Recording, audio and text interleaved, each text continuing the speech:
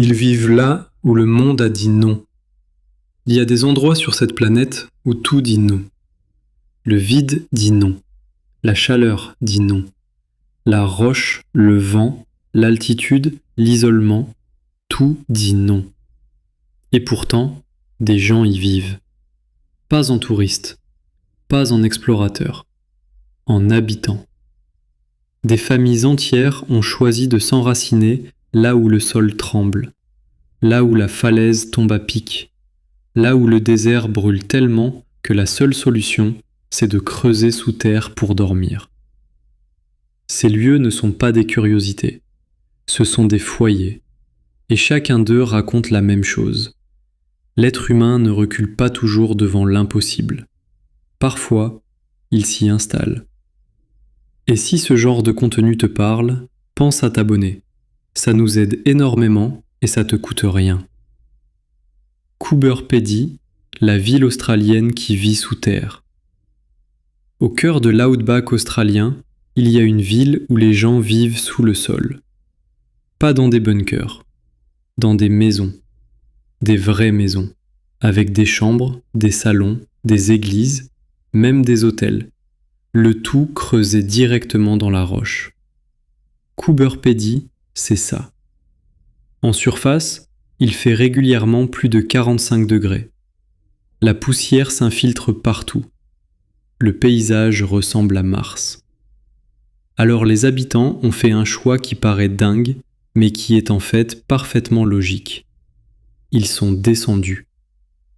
Sous terre, la température reste stable autour de 23 degrés toute l'année.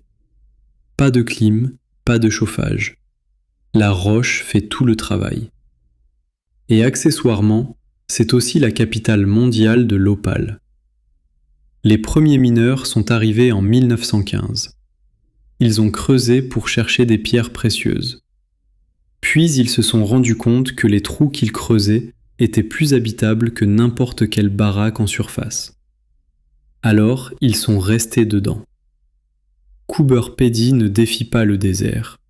Elle s'enfonce dedans. Et c'est peut-être la forme de courage la plus intelligente qui existe. Aogashima, l'île japonaise où on revient vivre sur un volcan. Au sud de Tokyo, perdue dans le Pacifique, il y a une île en forme de cratère. À l'intérieur du cratère, un autre volcan. Et sur ce volcan, 170 personnes qui vivent là comme si de rien n'était. Aogashima, c'est l'île que le feu a déjà détruite une fois. En 1785, une éruption majeure a tout rasé. Les habitants ont fui. L'île est restée vide pendant 50 ans. Puis ils sont revenus. Ils ont reconstruit. Sur le même volcan. Dans le même cratère. Aujourd'hui, les fumerolles sortent encore du sol. Les habitants s'en servent pour cuire leurs aliments et chauffer des saunas géothermiques. Il y a un seul magasin, un bureau de poste, quelques bars. Pas d'hôpital. Un hélicoptère pour les urgences. Et un bateau qui ne vient que quand la mer le veut bien. Aogashima ne raconte pas une histoire de survie. Elle raconte une histoire d'attachement. Le genre d'attachement qui fait revenir les gens là où la Terre a déjà montré qu'elle pouvait tout reprendre. Kandovan, le village iranien creusé dans la montagne volcanique. En Iran, au pied du mont Sahand, il y a un village qui ressemble à un décor de science-fiction. Des cônes de roches volcaniques, percés de fenêtres, de portes, d'escaliers. Ce ne sont pas des ruines, ce sont des maisons, habitées aujourd'hui. Kandovan existe depuis des siècles. La légende raconte que des familles fuyant les invasions mongoles se sont réfugiées ici et ont commencé à creuser la roche pour s'abriter. La pierre volcanique, épaisse et poreuse, garde la fraîcheur en été et la chaleur en hiver.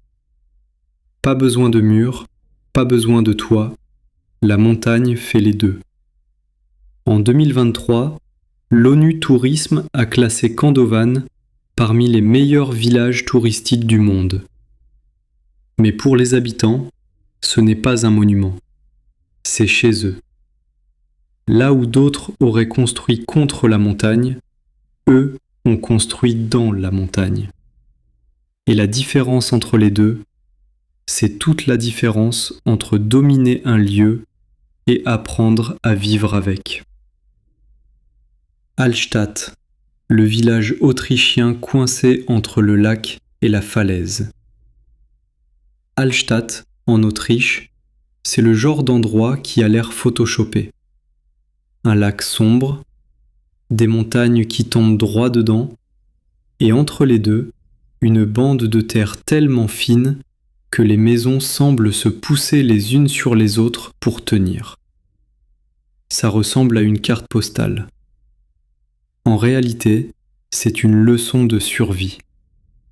Pendant des siècles, ce village n'était accessible que par bateau ou par sentiers muletiers. Pas de route, pas de place pour s'étendre. Chaque mètre carré devait être négocié avec la pente.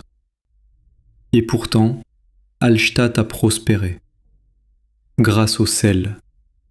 L'exploitation saline remonte à l'âge du bronze. Elle a été tellement déterminante que toute une période de l'histoire européenne porte le nom de ce village, la culture de Hallstatt. UNESCO, patrimoine mondial depuis 1997. Quand un incendie a ravagé le village en 1750, ils ont reconstruit, dans le même espace, avec les mêmes contraintes. Hallstatt ne prouve pas qu'on peut vivre n'importe où. Hallstatt prouve qu'on peut transformer ses limites en beauté. Ce que ces lieux impossibles racontent de nous. Ce qui relie Kuberpedi, Aogashima, Kandovan et Hallstatt, c'est qu'aucun de ces endroits n'aurait dû devenir un foyer. Le désert brûlant, le volcan actif, la roche impénétrable, le lac sans espace, tout disait non. Mais les gens sont restés. Ils ont creusé, reconstruit, négocié, adapté. Pas par héroïsme, par obstination tranquille. Ces lieux ne sont pas des exploits, ce sont des preuves. La preuve que l'être humain ne choisit pas toujours le confort. Parfois, il choisit l'endroit qui lui ressemble, et il y reste.